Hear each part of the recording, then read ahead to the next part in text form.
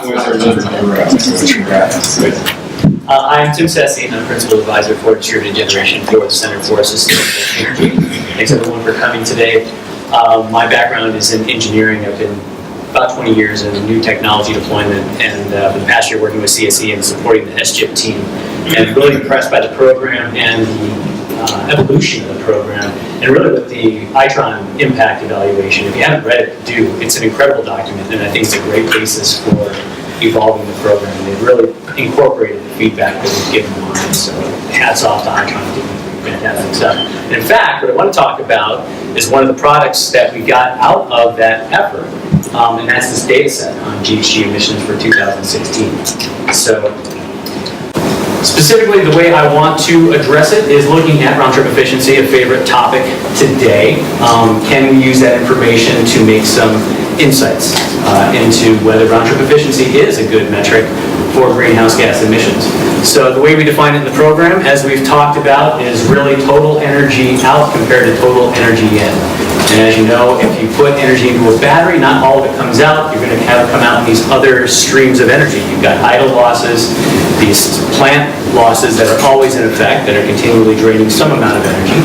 You've got charge losses and you've got discharge losses. And typically what we talk about in round trip efficiency from a data sheet perspective is just what you get back from discharging after you charge. It doesn't count that time in between.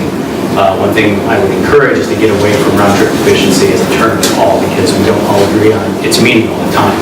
But clearly, each of these energy streams contributes to CO2 by raising or lowering load. That raises or lowers the amount of CO2 that the system produces depending on the time of day.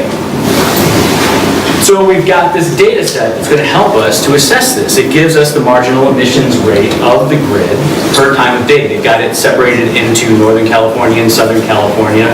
In particular, this is Southern California. Interesting to look at, interesting to play with.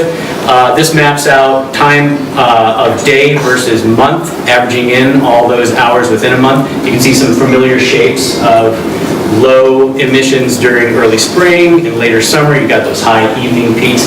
It's fairly sensible, but you can also see that it's fairly rough. There's not smooth curves to this that would imply predictability. So really you have to go to the data. It's important to look at it at a granular level if you want to make a meaningful comparison.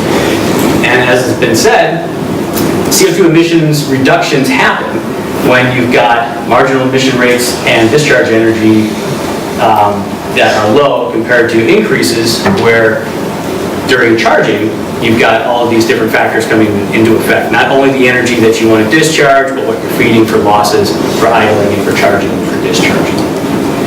Here's what it looks like at a granular level. This is September 2nd and 3rd, and each of these dots, these are 15-minute averages. There's also 5-minute averages in the data set. Are tons of CO2 per megawatt hour either added to the system or removed from the system as you add or remove load.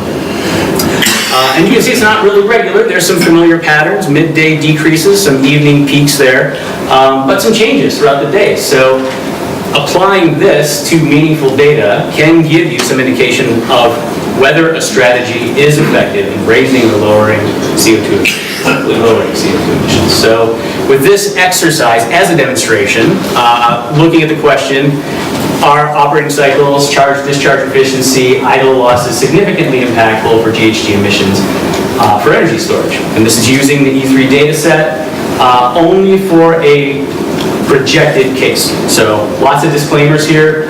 There's other value assessments that we've talked about. And this is a very ideal operation where the exact emissions rate is known and the emissions rate for the coming day is known. So bear that in mind. But what we want to find out is, are these losses a significant contributor to CO2 emissions? So here's our example system.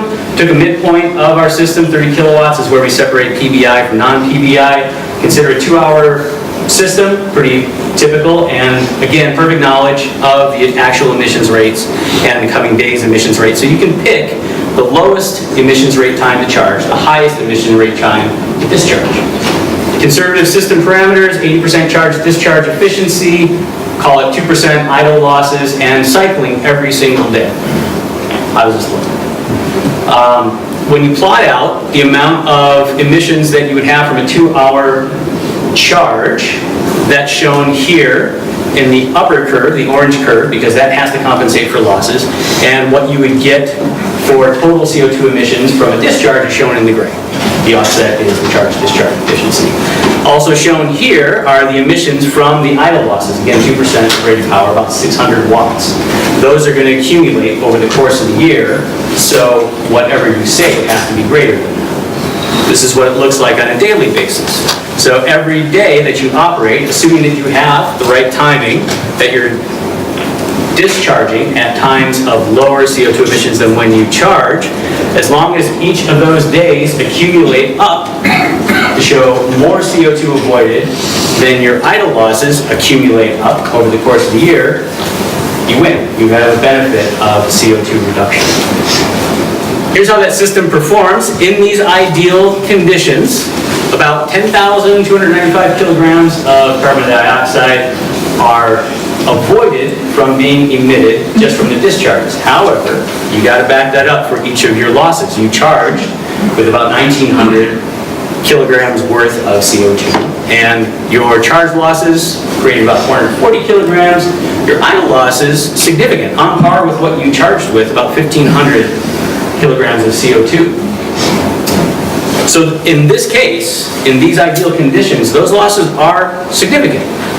What's also interesting, what this data allows you to do is now to start making cost comparisons, because that amount of CO2 also is about equivalent to 17.4 kilowatts of PV when you run it through the same exercise. You take the PV output, you put it against those marginal emission rates, and you see how much CO2 emission was avoided from the system as a whole. That turns out to be cost competitive. So yes, it looks like we're on the right track. We can use storage for CO2 mitigation. It is a viable technology, at least worth investigating. Now can we improve it? So let's say we cut our losses in half. Let's go from 80% to 90% charge-discharge efficiency. We know there's systems out there that do that. Let's cut our idle losses in half. Do we see meaningful improvements? We do. We definitely do. Our total CO2 emissions comprise about a third. They go down to approaching a quarter. That loss in idle losses is about 13 of the 15% improvement that we see here. So it is a worthwhile exercise to explore if you're able to show that charging and discharging is reducing GHG losses. If you want to make it better, then you should address round-trip efficiency. You should address idle losses. So the takeaways from this exercise is that, yes, storage does appear, at least by some metrics, to be a viable technology on a cost comparison with some of our favorites like PV. And that knowledge of the present and coming day marginal emissions can be a very useful tool to accomplish this. And there's a variety of means for doing that. If there's a signal that is generated in the future from what time or such, or if you take the inputs that they use, if you use real-time market prices as a proxy along with some other inputs, perhaps you can approach that as well. There's where the competition for intelligent control of storage comes from. But system operation and cycles do have meaningful impacts. Round-trip efficiency alone is insufficient to assess GHG impacts. It's true, but you do have to consider accumulation of idle losses. Just using the data sheet, round-trip efficiency, won't give you the whole picture for a particular operating case.